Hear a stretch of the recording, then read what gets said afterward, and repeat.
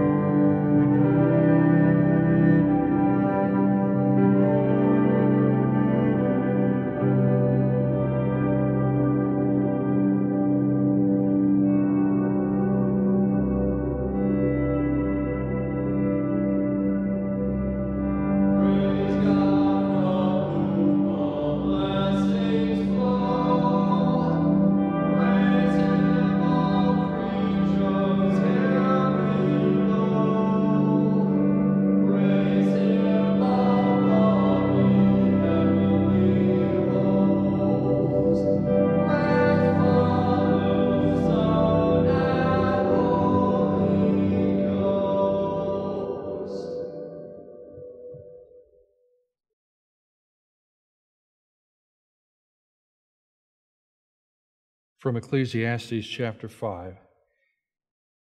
Guard your steps when you go to the house of God.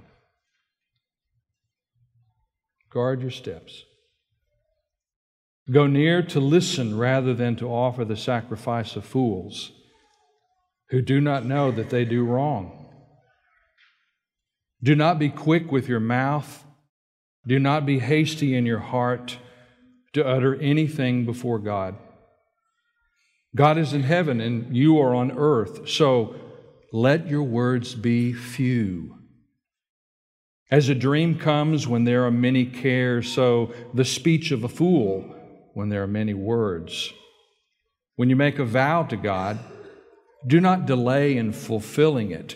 He has no pleasure in fools. Fulfill your vow. It is better not to vow than to make a vow and not fulfill it. Do not let your mouth lead you into sin, and do not protest to the temple messenger, my vow was a mistake. Why should God be angry at what you say and destroy the work of your hands? Much dreaming and many words are meaningless. Therefore stand in awe of God. Once a man was asked to say a prayer for a special gathering of prominent national leaders.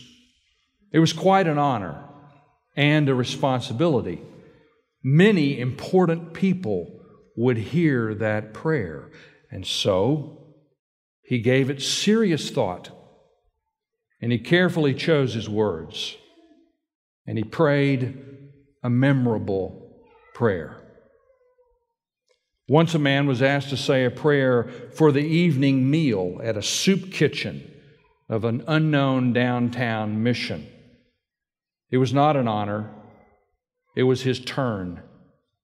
Nameless unknowns would hear the prayer.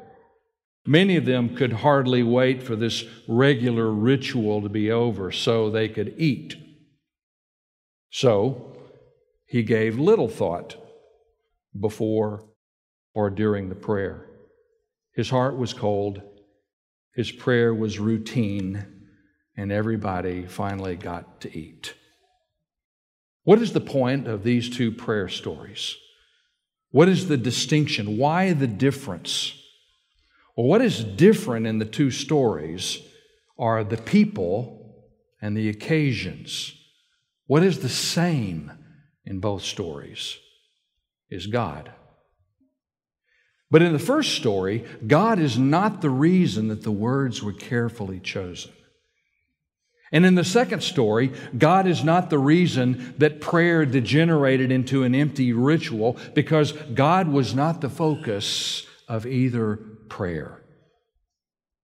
And that's the point of the two stories, and that's the problem in worship today.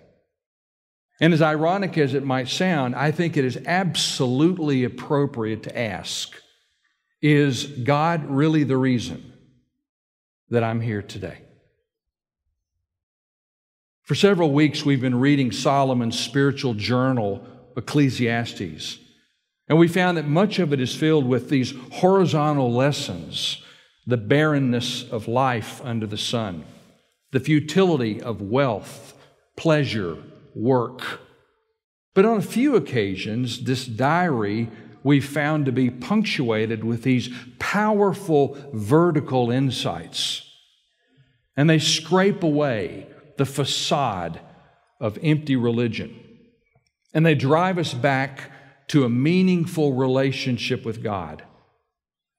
In the first verses of Ecclesiastes 5 that I just read to you, Solomon goes to the temple and he watches the worshipers as they come to pray and to praise and sacrifice and make their vows.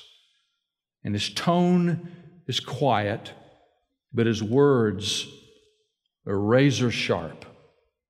And his target does not seem to be the one who has abandoned faith or forgotten God. No, he is watching the one who's always there, who's always at church, but only comes and listens with half of an ear and really never gets around to doing what he told God that he would do.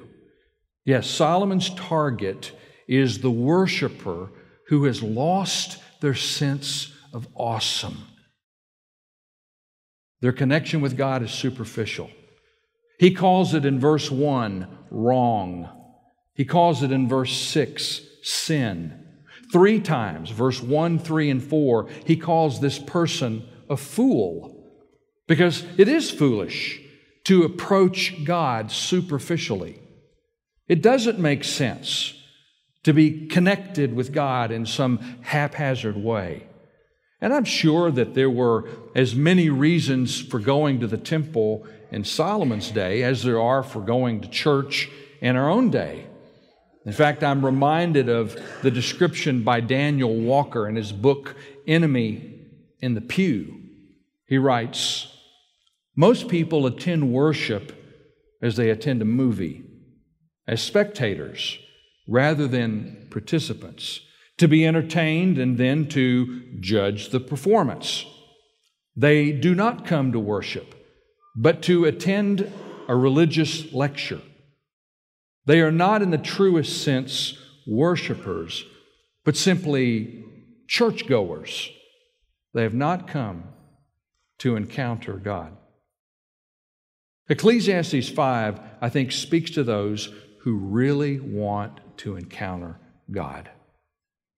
And in 7 short verses, he lays out 5 principles to follow, 5 values to hold, 5 things to do. And I'd like to encourage you to write these down in your bulletin, and then later this week to discuss them together in your families and in your small groups. Solomon says if you really want to encounter God in worship, first, get ready to meet God. Get ready to meet God. Verse 1, he says, guard your steps when you go to the house of God. I like the way the Message translates this. Watch your step. Watch your step. Solomon is saying, think about what you're doing here. Be deliberate. Be careful. Be intentional. And even though we may feel comfortable and very familiar with our surroundings, we know where we are and we know what to do. But still, Solomon says, guard your step. Watch your step. Now, today we'll tell people to watch their step when they've never been to a place before.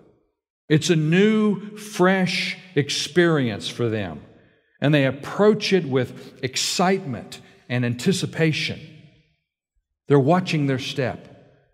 And even though in worship, most everyone here will sit in the same spot, on the same pew, every single week, still, we need to watch our step.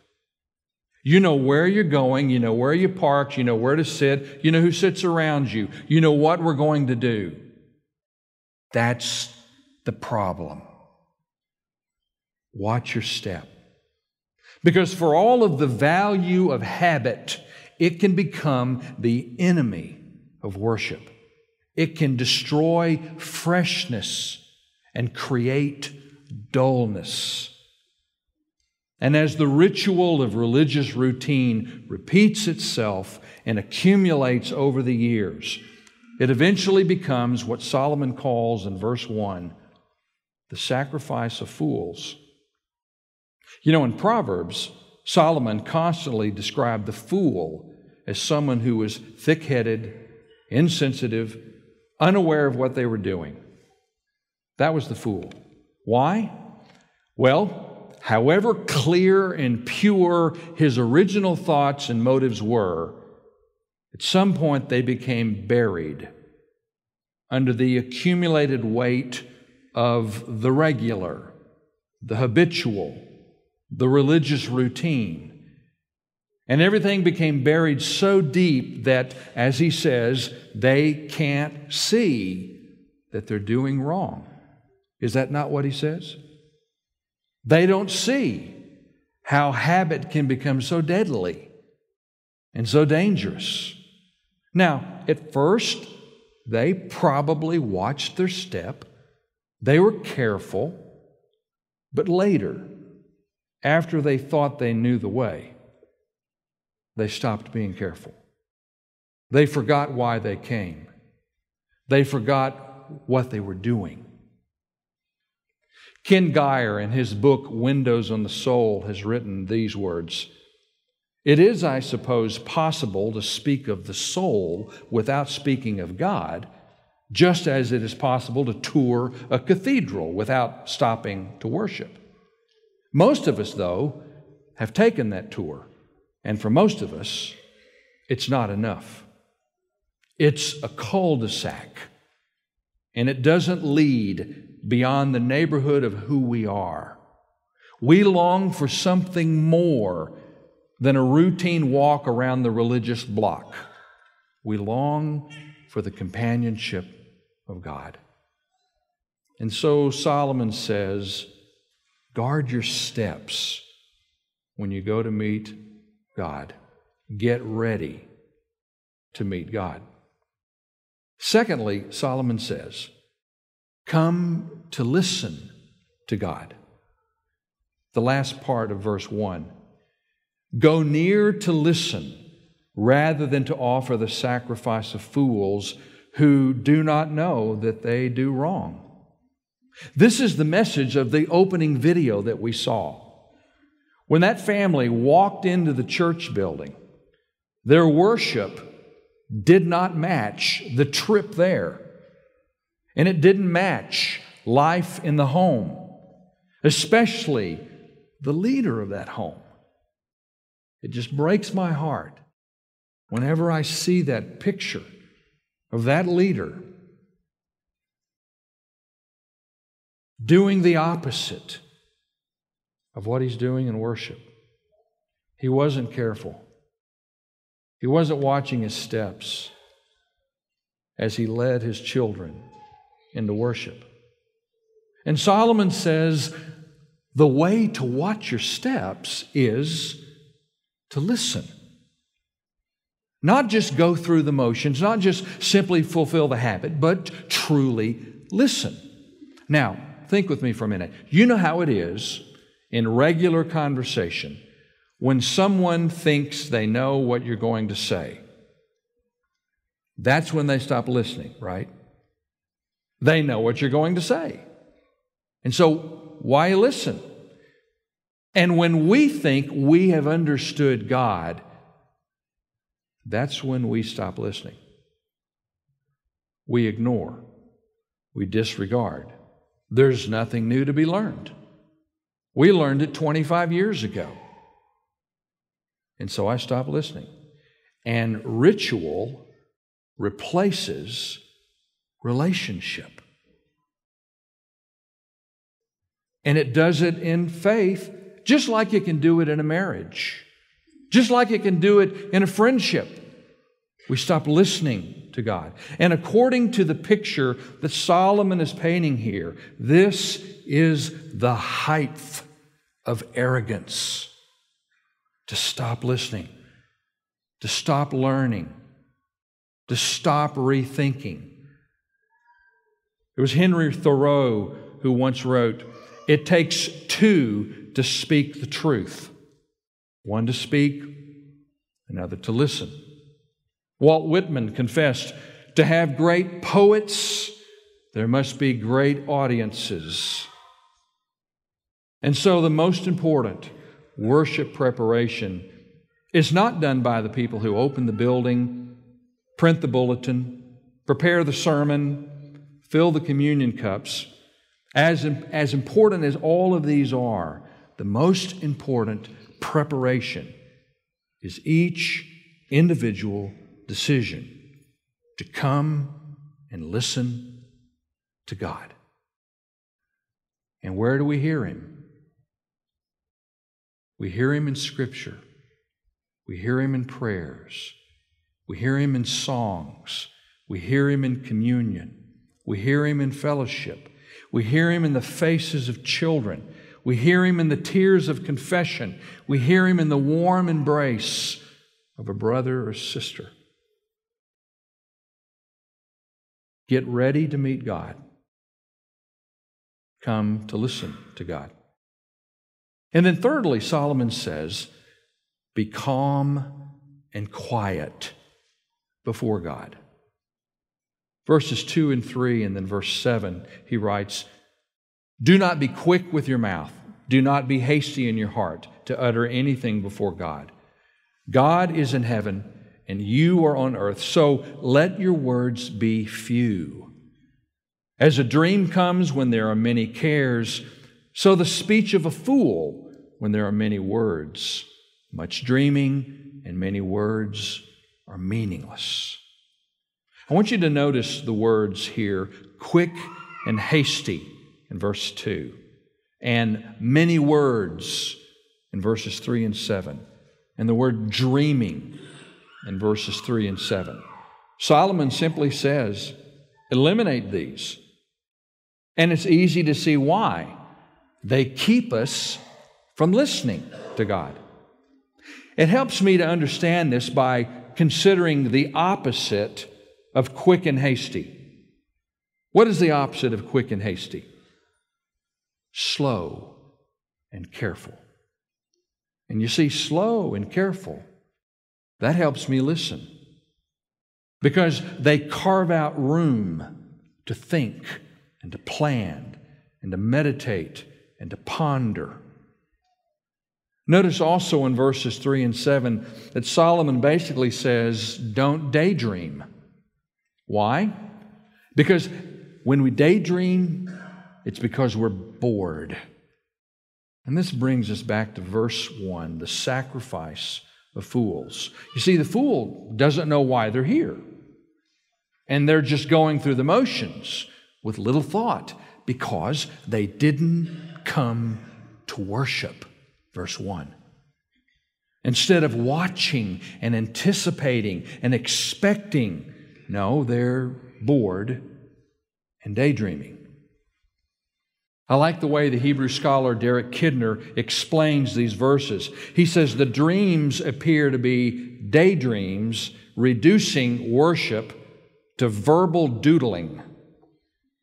Remember doodling? It's what you did in class when you were bored. Well, let me ask you, what makes a worship service boring to you? And before you answer too quickly, consider the players. Consider who's there. God's there, and you're there. Who brought the boredom? You or God? Me or God?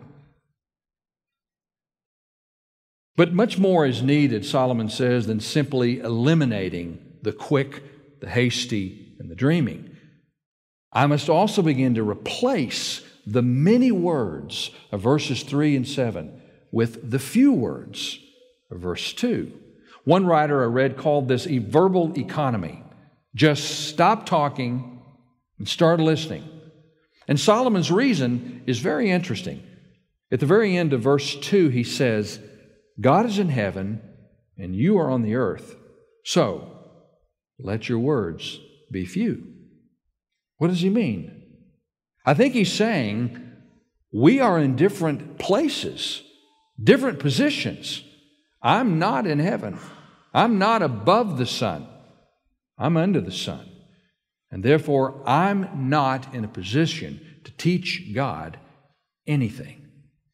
No, it's the other way around. And this is why he says in verse 3, the speech of the fool comes when there are many words.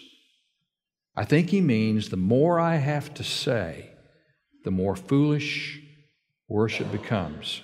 Because worship is a place to be taught, to experience God, to listen, to receive from God. Jesus said, he who has ears to hear, let him hear.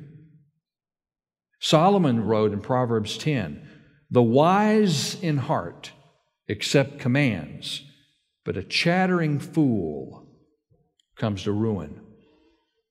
I like the words of John Bunyan, who wrote, "It's better to have a heart without words than words with no heart."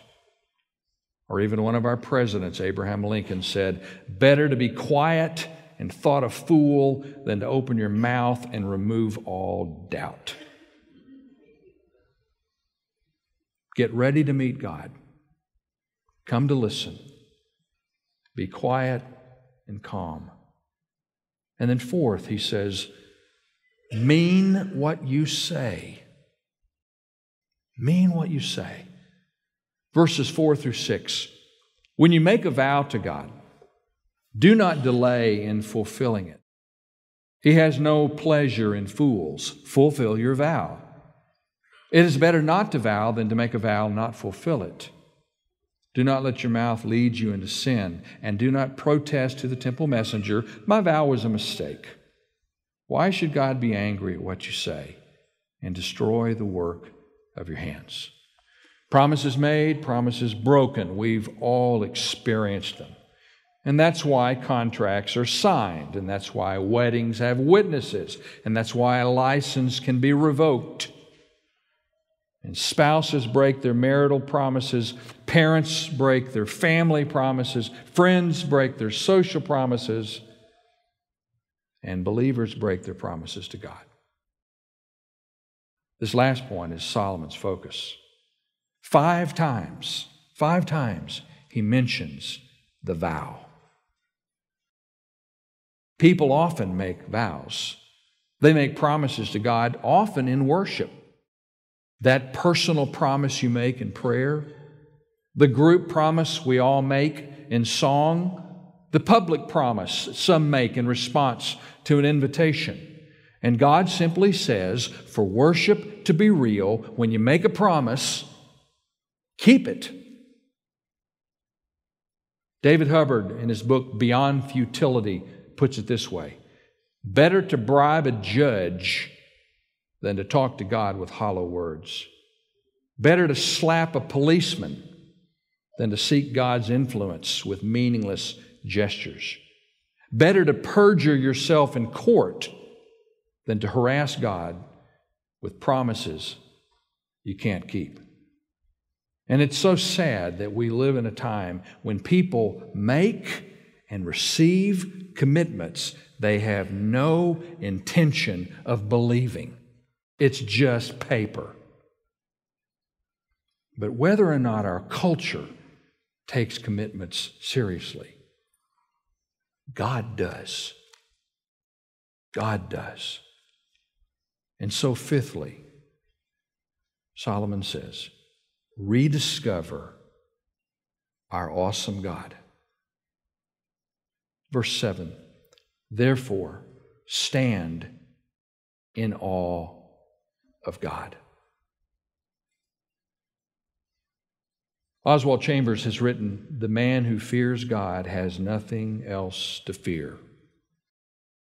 Or as Richard Halverson put it, men who fear God face life fearlessly. Men who do not fear God end up fearing everything.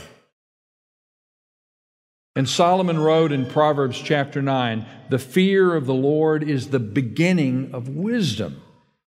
And then chapter 15, he said, the fear of the Lord teaches wisdom. Job wrote, God's greatness is beyond our understanding.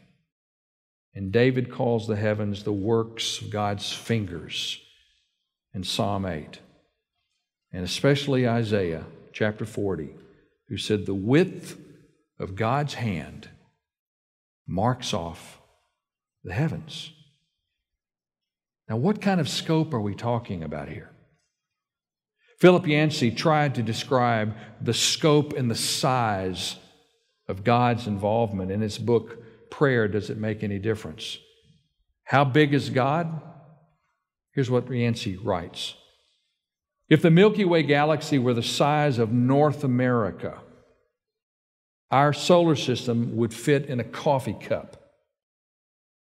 Even now, 2 Voyager spacecraft are hurtling toward the edge of the solar system at a rate of 100,000 miles an hour.